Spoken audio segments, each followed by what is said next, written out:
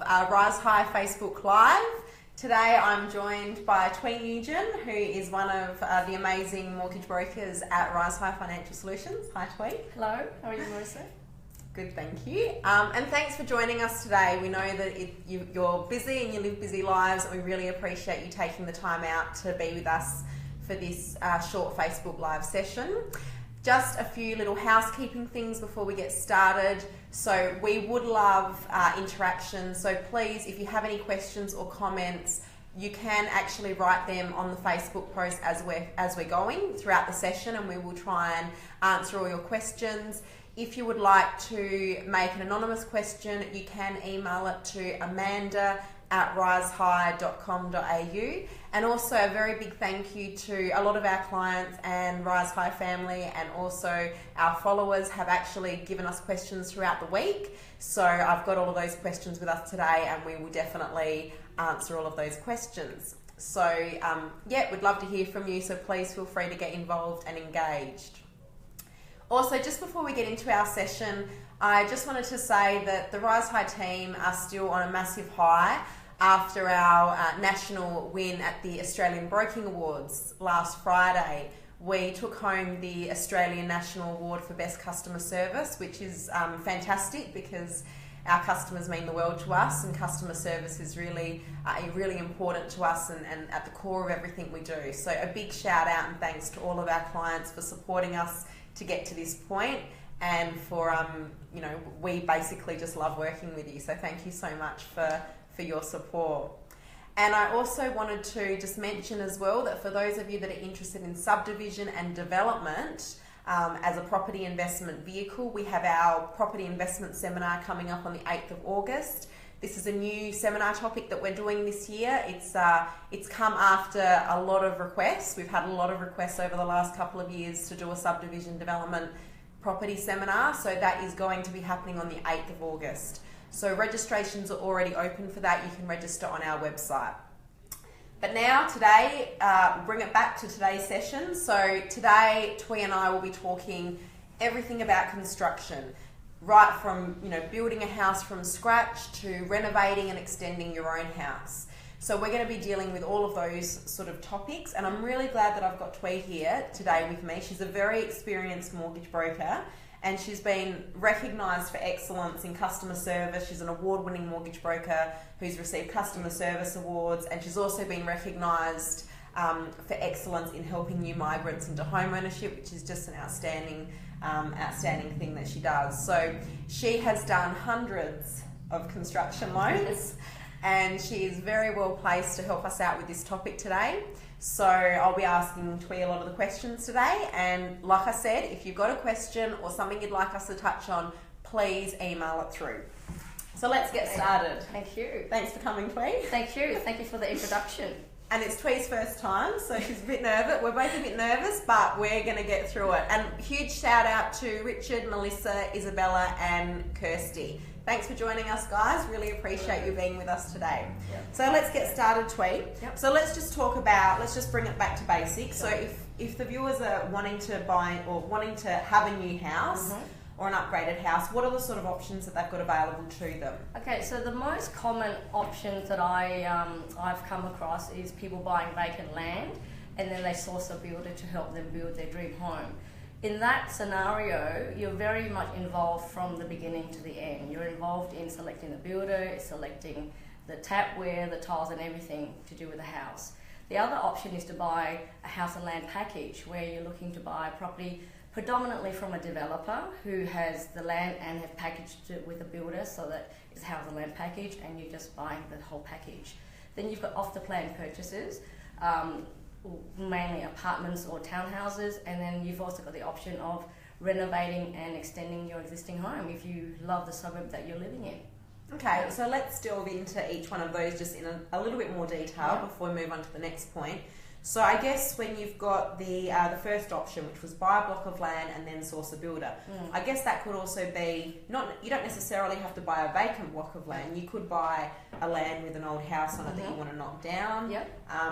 Is that right? Absolutely, yeah. Yes. So basically, can you explain the main differences between doing that, buying the land and sourcing the builder, versus a house and land package, effectively. Yep. So with buying vacant land or a house and you're planning to demolish, there's going to be demolition costs involved in that. So you have to factor that in as part of your costs, and you need to have that as your savings. That's something that the bank generally don't lend towards. So just be mindful, and that by speaking to someone from the Rise High team, we can help you put a budget together. Buying a house and land package, it's really one application. It's the house and the land, and you get a bit of comfort that when we take it to application, that the whole thing will be completed for you. Whereas with going back to the buying vacant land, it involves two applications. One is for the for the land, and then the second application will come in for the build. Okay, but to give, so basically when you're saying applications, you're referring to finance applications. Yes. So just to clarify, with the house and land package, we can do one finance application to cover the house, the land purchase and the build. That's correct. Whereas with the buying the land first and then sourcing your own builder, it's a finance application to buy the land, and then the land obviously settles, and then following settlement of the land, you source a builder, and then you go and get the finance for the build contract. Yes. So just to give people comfort though, I guess you don't want to go into a situation where you buy a block of land to build your dream house and then find that you can't get the finance to build your dream house. So how do you normally get around that? Can you do a pre-approval for the build at the same time that you get the land settling? How does it work? Yes, generally if you are buying vacant land, we would do a full loan approval for you for the vacant land, followed by a pre-approval for the build. Because the last thing we want you to do is go out and sign a contract for a build and find out you can't afford it. So at least if we can set a budget for you, you can work within your budget. And at least that gives comfort that yes, you can buy this block and you can build the house that you want to build on it, and everything's going to be great. That's right. Excellent. Okay, great. So let's now delve to the third type of purchase that we talked about, which is buying off the plan. Yes. So can you just explain the difference between, once again, with buying off the plan, you don't have choice of what you're building or the builder. That's right. What is the difference between buying off the plan and a house and land package? Okay, so we'll start with buying off the plan. Buying off the plan is essentially a contract that you enter in with a developer to buy an apartment or a townhouse, where you put in a 10% deposit at the time that you sign the contract, and then the rest of the money won't be required from you until completion of the project, which could be between 8 months to 12 months down the track. So in that sense, we can't really give you full approval for that because of the time difference. So the best we could do is a pre-approval for you, and then just to be mindful with your financial position and your employment position, that you're going to be in the same position now versus 12 months' time. So I guess with off the plan, there is an element of risk. Yes. Because there's a time period between when you sign the contract and when the property is completed and ready to be valued and you're ready to apply for your finance for the purchase. Whereas the house and land package, you're able to get the finance sourced at the time of buying the land, so the risk is completely eliminated. Yes, so yes, like with a home and land package or buying vacant land, we would be doing the finance application for you right now, or when you sign the contract and you've got comfort that the loan's been approved. And I guess the other main difference as well is that when you are buying off the plan, you pay your 10% deposit at the time of signing the contract, but then the remainder of the money is not paid until the house or the house or apartment is completed at the end. Whereas with a house and land package, how does it work? It works a bit differently, doesn't it? Yes, it goes through the first stage, the settlement stage is the settle of your land, followed by progress payments. And progress payments are payments to the builder for every milestone that they complete of your build. So that is one application again, and it just goes through the whole process, and you've got the loan approved. Okay, great. And then I guess the other option that you touched on as well is that now more and more, Australians are loving where they live, and instead of moving to a new suburb or a new street, they are choosing to renovate or extend their own premises. And the reason why we brought this into the conversation today is because the process for finance with a large renovation or extension is fairly similar to a construction Yes. of a new house. Would Yeah. you agree, Thuy? Yeah, and the decision for you to choose to renovate or extend would be if you're living in a suburb that you love and you don't want to move out of, and the house could do with a bit of work. So instead of moving out and buying another house, look at renovating and then extending and making it brand new again. So the process there would be sit down with us so we can help you set a budget. And then from there, once your budget is set, go and talk to your builders, your architects, and get some quotes to see what kind of value you can add to the property, and then we can help put everything together for you and get your house renovated. Excellent. Just a quick shout out to Ben and Tom and Sarah, and also to Rue, Emily and Kristen. Thanks for joining us, guys. Really appreciate it. So we actually have a question that's come through from Charlotte. Yep. And she actually is one of many viewers, I imagine, who is currently deciding between buying a brand new house, Yep. or buying or building a brand new house versus buying an established house. Mhm. So her question actually touched on the first homeowners grant. Yep. Can you give us some of the advantages of buying or building a brand new house Yep. versus an established dwelling? Okay. And just so that our viewers who are sort of considering both options can think about some of the advantages. Sure. Okay, so I'll touch on the first homeowners grant first of Sure. all. I think that's on everyone's mind. At the moment, the only grant available for first home buyers is the first homeowners grant for $15,000, and that's applicable for all new properties or being built, or you're buying a home that someone has built but no one has ever lived in. So that's the first grant. The other savings is on stamp duty. So stamp duty is only calculated on the land value when you're building a house, not on the whole house and land value. Okay, so you actually save a little bit of stamp duty when That's you're correct. actually Building. doing a construction, Yep. because you're paying stamp duty just on the land and Yes. not on the actual building component. Yes, and on the So- other side of the coin, if you buy an established property, well, you don't get the grant because it's already established and someone has already lived in it, and the stamp duty is actually calculated on the whole property value, which is the land and the house. So not a lot of stamp duty savings there. Okay, Yeah. great. And are there any sort of stamp duty exemptions available for sort of apartments or anything like that at the moment? Yes, there is. At the moment, since actually the 1st of July, the government has introduced some initiatives for off-the-plan apartment purchases, and the three main ones that are affecting us would be they've introduced a $10,000 grant for eligible off-the-plan apartment purchases. They've also introduced stamp duty concessions. They've extended that for another year. So essentially a lot of the off-the-plan apartments don't incur any stamp duty at all. And also for investors, there's a 5-year land tax exemption as well. And with that $10,000 grant, that's for first home buyers and investors as well. Okay, great, excellent. So that's some of the advantages. Obviously, there are also pros and cons to established properties, and Yep. you know, established can work really well. So it's really about deciding what's important to you and ensuring that you're, you know, getting the right property for your needs. Yes. Let's just switch over to renovating for a moment. I see that we've got some questions that have come through, and I'll get to those questions in a moment. But I'm just gonna move us to renovating because, Sure. like I said, a lot of our clients and a lot of Australians are choosing to renovate and extend their own home, Yep.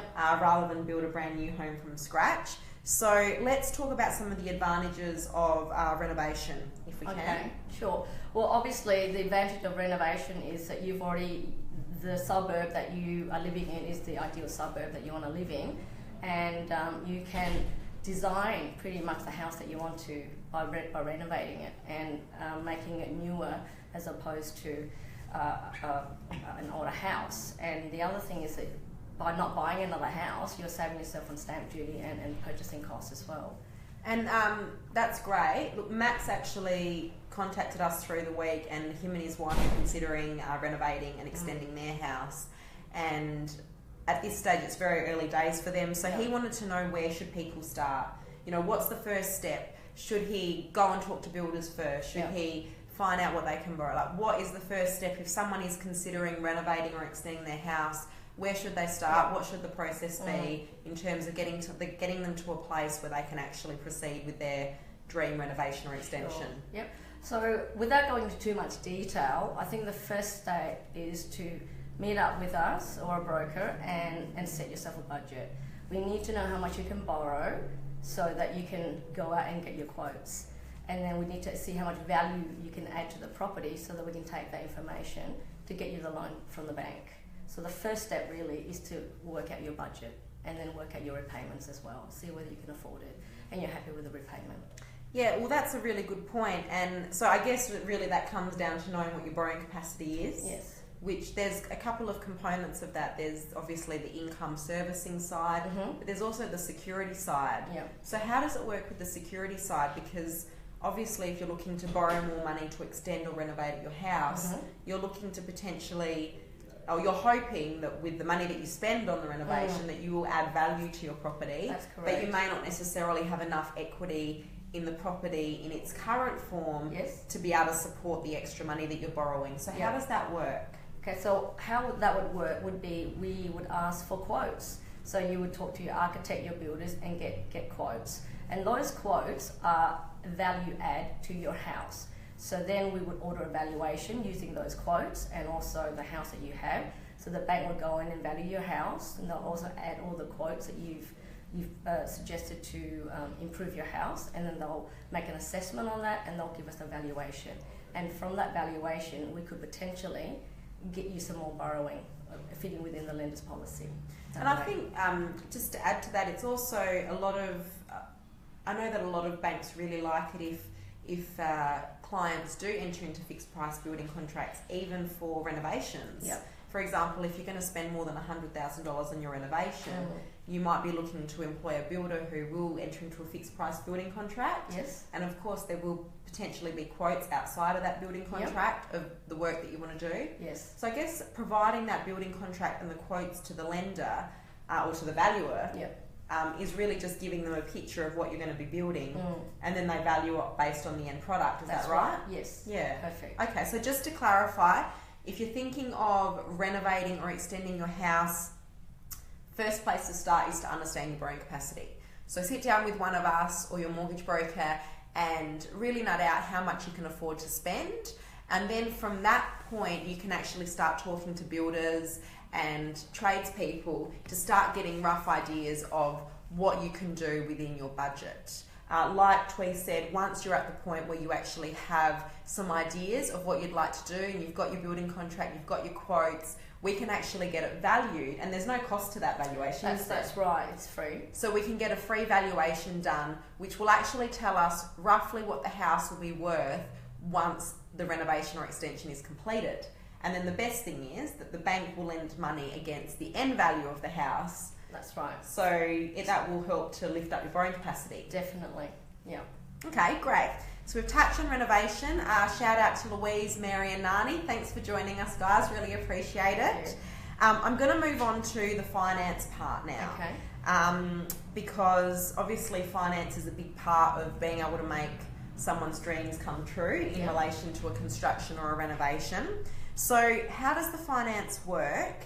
And specifically, well, let's start with how the finance works. And then Jack actually emailed through the week and he wanted to know what information do banks need for a finance application. But let's just backtrack. Let's just do a bit of an overview of how the finance works for a construction loan, because construction loans are a little bit different to normal loans. So let's just explain how that works, and then we'll address Jack's question about what information we need for the banks. Sure. So unlike buying an established property where you have one application and then you settle and then you just move in, a construction loan is a little bit more involved than that. A construction loan, if you're doing a vacant land plus a build, again, it involves two applications. So the first one is to work out your borrowing capacity so that you can buy the land, followed by a pre-approval so that you can afford to build what you're wanting to build. So the application there is two parts. Then the first part is you settle on the land. Then once the land settles, we do the application for the build. Once the build is ready to go, the builder will start the progress payments. And at each stage of the progress payment, the builder gets paid, we manage the whole process for you. So that in terms of finance, it will take about 9 months for the build, so we will be helping you manage the process throughout that 9 months as well. Okay, so we actually just had a relevant question come through from Ru on that exact topic. So Rue asks, if I have a pre-approval for the build, would I need to prove my income again when the house is completed? Well, the pre-approval, depending on the bank, could last between 3 months or 4 months. So if you give us a build contract within that time frame, then you don't need to show your income. Okay. And that depends on the bank. But if you go outside that pre-approval time, then we will need to verify your income again. So for example, if someone settles on the land and then we get a pre-approval at the same time for the build, that pre-approval might give them 3 to 4 months to find the builder and settle on the design and work out where they're going in terms of the build. If we can finalise the loan application for the build within that pre-approval time frame, then they don't need to show their income verification again. Rue said, do they need to show the income or income details once the house is completed? And I think the answer to that is no. Once you have the construction loan, that's it. That's right. No more bank approvals. No more. That's it. Okay, thanks for your question, Rue. Really appreciate it.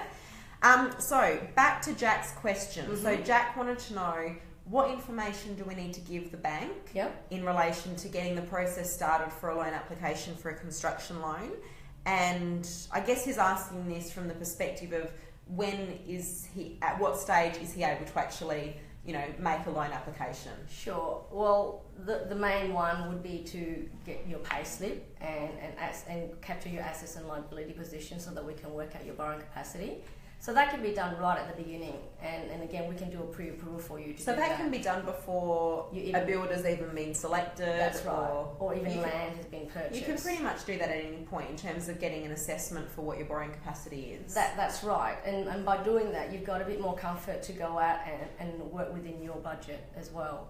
So, what about specifically towards a construction loan in terms of, what sort of documents do we need to be able to get a construction valuation ordered and to be able to submit a loan application based on a house that is not yet existent or a house that's about to be renovated or extended? Okay, so what we would need is the terminology that most builders use is a build pack or a finance pack. So within that build pack will be the contract for the build price. It will also include the specifications, all the inclusions that you'll be included in the house. It will also include the design of the house and all the measurements of the house. So all of those things put together, including the progress payments, will help the valuer make the assessment of how much this house is worth. Okay. So just to answer Jack's question, so we need the fixed price building contract. I mean that to be signed, I'm guessing. Yes. Yeah. We need the floor plans, the architectural plans so that the valuer can see what it's going to look like. We need the building specifications. And we need the progress payment schedule. Yes, and if you've got it, the council approval as well. Yeah, so what about if they don't have council approval at that stage? Can we still apply for the finance? You can. Okay. Yes, most banks will be okay for that, and that the council approval can come after the approval. Great. So you don't necessarily need to have council approval to get your finance approved, so that's good news. So we also had a question from Olivia. She would like to know, how do the progress payments work? Okay. So perhaps let's explain a little bit about progress payments and what happens during that journey and, what role the client plays versus what role we play and how that all works. Okay. So progress payment is really a payment to the builder for the work that they've done.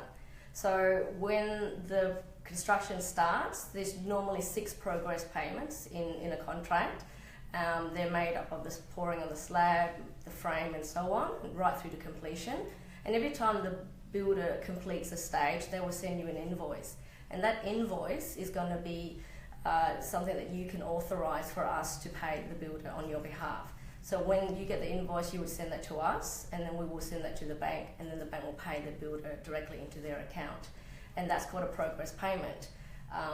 Now, not all brokers manage progress payments, but we do at Rise High here. So we believe that the whole journey is from start to the time that you move in. So progress payment is a part of that journey. So we want to make it as smooth as possible for you. So we will be communicating with the builder on your behalf. We'll be communicating with the conveyancer or the agent, anyone that's related to the build will be communicating so that we can make it a nice and smooth transaction for you. And is there any cost involved in having someone like yourself manage the progress payment process, you know, do you charge a fee for that?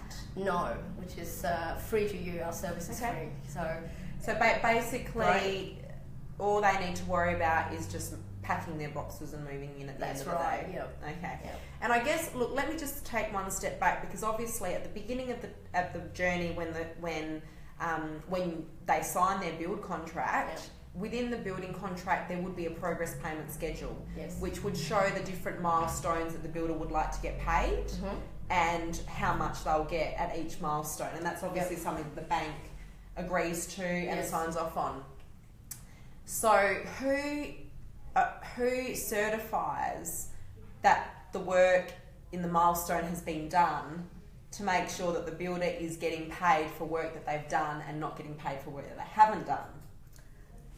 And generally, would you say it's generally the client that signs off on the invoice, like signs off on the milestones, and then tells us that they're happy with the work done up until that point, so that the builder can then pay, so that the bank can then pay the builder? Yep. Well, look, all builders and build sites, they have to have a project manager or a quality control manager, and who works for the builder. So they are the first person that needs to make sure that that stage is completed, followed by you.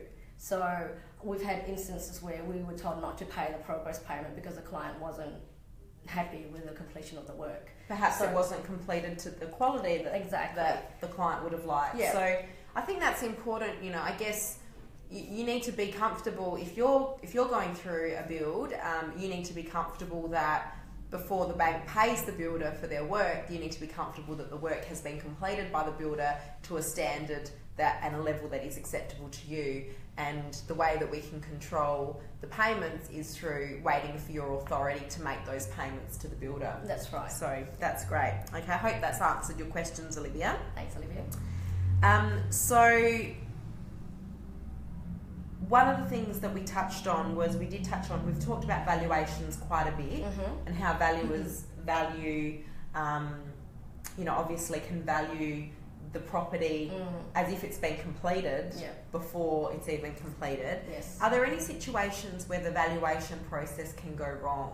Are there any risks involved in valuations going wrong? How does that work? Yeah, the most common, I guess, scenario where valuations can go wrong is when they come in under the purchase price. So for example, if your house and land package is worth $450 and the valuation comes back at $400, there's the problem there. So what will the bank lend against? The purchase price or the valuation amount? They will always lend against the valuation amount based on their valuers. Okay, so that might mean that the client would have to come up with additional deposit to make the application work? Potentially, or increase their borrowing if they have capacity. And if they increase their borrowing and that takes them over the 80%, over 80% of the value of the property, that could mean that they could incur lender's mortgage insurance? That's right, yeah. Okay, so I guess the good thing about the ability to do valuations upfront before the client applies for the finance means that you're sort of alleviating that risk. Well, yeah, that's the benefit of working with a broker as well. We have access to many banks and many valuation panels. So in most cases, when things like this happen, we will always go and talk to the valuers and try and understand their logic. And it could be that they missed an invoice, or they couldn't open an invoice, which may affect the end valuation. And if we can mitigate that, then happy days for everybody. But it could be other external factors that is out of our control. So in instances like that, we can get another valuation for you from another bank. And every bank have their own valuers and they value differently. So one bank could value it at $450, another one could value it at $400. So we'll get a solution for you because we have the ability and the option and the flexibility to take it to different lenders for you as well. And would you say that if it is a client that is looking to enter into a house and land package, or a buying a land and entering into a build contract, or even a build contract for a renovation, is it a good idea to always put in a subject to finance clause, even if their borrowing capacity is really strong, just to protect themselves against the risk that the valuation may come in lower than what we're hoping for? Would you always suggest that putting a subject to finance clause in those build contracts and those land purchase contracts is a good idea? Absolutely. I would recommend putting a subject to finance in every contract you enter into, just for any unforeseen circumstances that's maybe out of your control, even though you've got a lot of borrowing capacity, but there's something that could go wrong that you may not anticipate. By having that subject to finance there gives you a bit of protection as well. Okay. Yeah. I guess that brings me back to one of the other options that we talked about earlier in the segment, which was off the plan. Yeah. And whilst you can protect yourself in a build that's happening in the near future, by putting that subject to finance clause, you can't protect yourself in the same way with an off the plan. That's so correct. If you enter into an off the plan contract to buy a brand new house once it's completed, what is the risk there if the valuation falls in short at the time that the house needs to be valued by the bank? Okay, so the difference with off the plan is the contract is generally not subject to finance. It is an unconditional contract, so it is no getting out clause really if you change your mind. Because the deposit is paid down now and then maybe 12 months time, it's when the final repayment is required.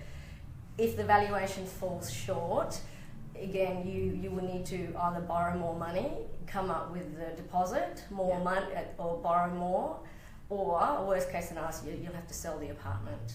So, okay, so there's just an extra added element of risk that people need to be aware of. Yeah. So let's bring it back to construction. Liam actually asked a question about out of contract items. Yep. So this is, I guess he's got his fixed price building contract, but then he is looking to get some certain things like landscaping and things like that outside of the contract. Sure. And he's sourcing his own tradespeople to save a bit of money. How does this work, and can it be taken into consideration when determining the end value of the property? Sure. So unlike a valuer going out and valuing a house that's already there, when they value a house, a land package or a build package, they really rely on the build information. So they will look at the cost of the build plus any additional works that you want done that's not going to be done by the builder. So we will need quotes for air conditioning, quotes for flooring, or even window finishing. So what we would do there is we supply all of that information to the bank, to the valuer actually, and then the valuer will go out, value the land. They will look at the build contract, they'll add up all the invoices and the quotes that you've added, and they'll make their assessment to come to a final price. And normally it will come in at what price you pay for it. I guess one thing to just point out here is that the building contract, the building specifications, and the out of contract quotes that we give the valuer that they're determining the finance assessment on, how important is it for the end product, the end house, to actually have all of those things? Like, for example, if the owner gets a quote outside of the build contract for ducted air conditioning, and ends up deciding in the end that he's not going to put ducted air conditioning in and the house is not going to have any air conditioning, how will that impact the process? Well, that will reduce the value of the house, essentially, and then without going into... It could potentially affect the progress payments. The bank may not necessarily want to pay all of the progress payments if the house is not completed as per the house that was valued. Would that be right? That's right, because if you are putting in that quote, then you need to follow through with that quote as well. So, because the bank would have valued with that feature in the pack. Okay, so I guess it's important to note that if you are putting out of contract items together, then we really need to make sure that those elements will be completed on the house. That's right. Because the bank is going to want to see at the end when they do their final inspection that the house that has been built or completed is what they valued initially. That's right. Yeah. Okay, I hope that answered your question, Liam. And there is another question from Tom. He asked, at what stage does the client need to make their contribution? So I guess if you're not borrowing 100% of the money that you need and you need to contribute some money, at what point does the banks generally require you to make your contribution?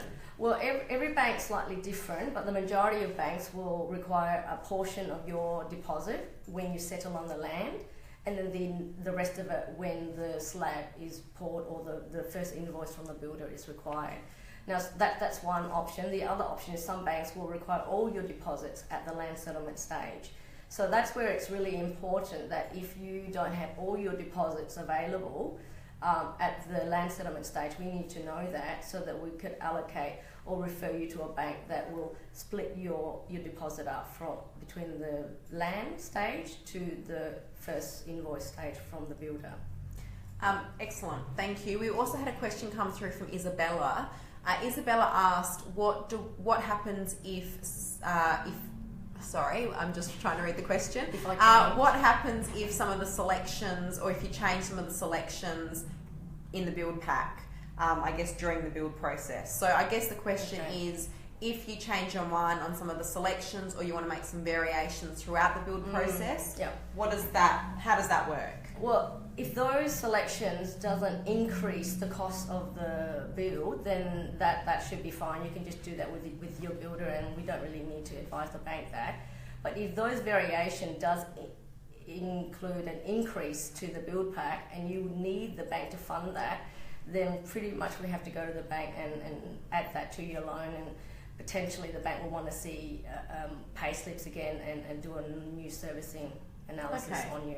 So it is a great idea if you can sort of spend that extra bit of time finalising your selections before you finalise the finance. But I guess there are always those instances where sometimes throughout the build process, you know, once you sort of see it all coming together, you want to change a few things. It's just important, I guess, to speak to your broker up front about those things, just to make sure that they're not going to cause any issues. And also with those variations, if you choose to, you can actually pay that at the end. So the bank will pay what they have approved to pay for, and any shortfall you'll have to come up with at the end of the build if you make those changes and you have the funds to pay for it as well. Excellent.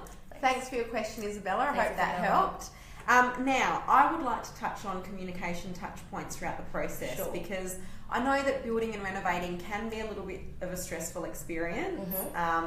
And obviously, I know that one of the things that you try and do is just to make that easier and a bit more streamlined. So one of the ways of doing that is through communication touch points. So can you just explain what sort of communication touch points and levels is needed between, you know, the broker, the bank, the builder, the valuer, all of the parties involved in the process? Can you explain that a little bit more? I certainly can. So at the beginning of the process, the first touch point is between Michael, the client, and the broker, so we can help you with your budget and set your borrowing capacity.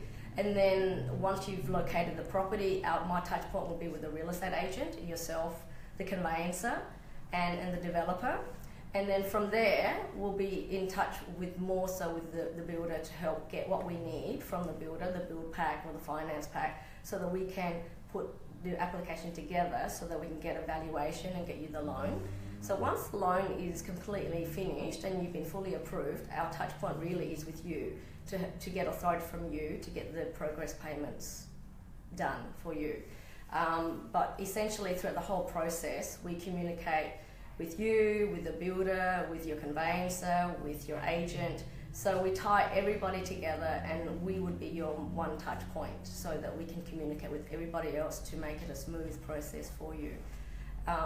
Make it nice and easy and decomplex things for you. Excellent. Excellent. Thanks. We've had a question come through from Mia, and she wants to know what happens at the end of the build.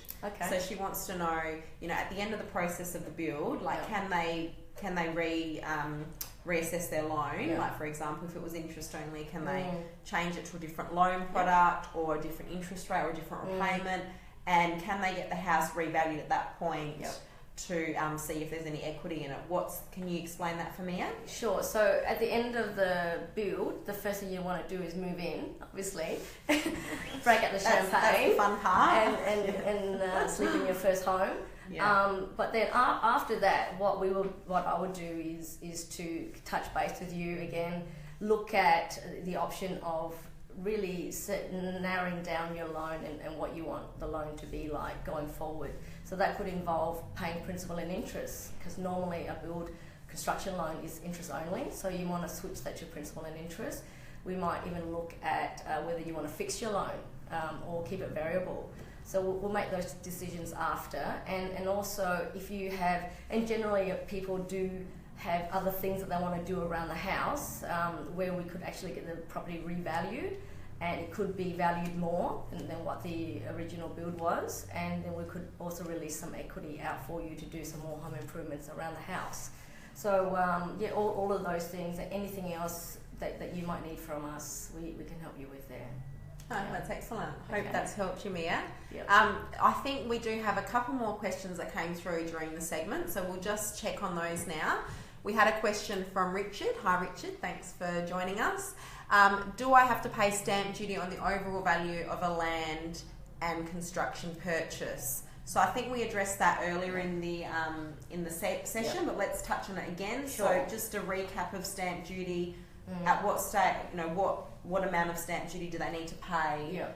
So stamp duty is only calculated on the land portion during a house and land or a vacant land purchase. So okay, so it's that's basically it, just on the land. the stamp duty is paid on whatever you're buying at settlement date. Yes. So if you're actually building on it, you don't have to pay stamp duty on the build component. That's correct. So you'll be saving on the build Beautiful. component. Hopefully that answers your question, Richard. Thanks, We also Richard. had a question from Nani. What happens if the cost of my out of contract items change during construction?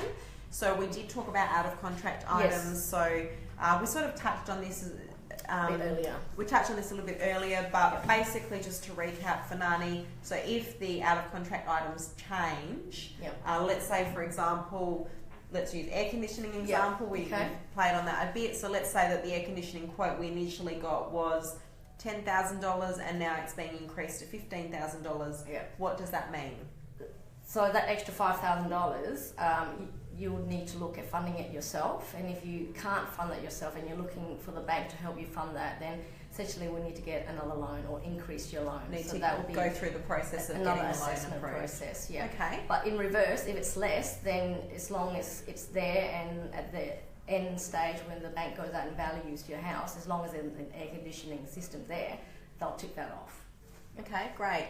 A few more shout outs. Thanks Andrew for joining us. Thank you Robert, great to see you here. Thanks James and Rania, thank you so much for joining us. Really appreciate you taking your time out of your day to join us. That pretty much summarises everything that we were going to talk about today, and I think we've covered a lot. This session will be available to watch on our Facebook page, so if you think that there's anyone that can benefit from this session, please feel free to share it with them. And also, if you have any questions beyond this session, you can contact us anytime at Rise High Financial Solutions. We'd love to help you out and basically work with you. So please contact us at any time. Thank you for everyone that joined us today, and thanks for all the questions. We had some really good interaction today. And thanks for Thuy. Thank you. I think you did well for your first Facebook Live session. Hopefully I'll be able to drag her out here for a few more. We'll see. And also, just a reminder that on the 8th of August, we have our subdivision and development seminar. So that will be a really good seminar if you're interested in subdivision and development. So please get on our website and register for that.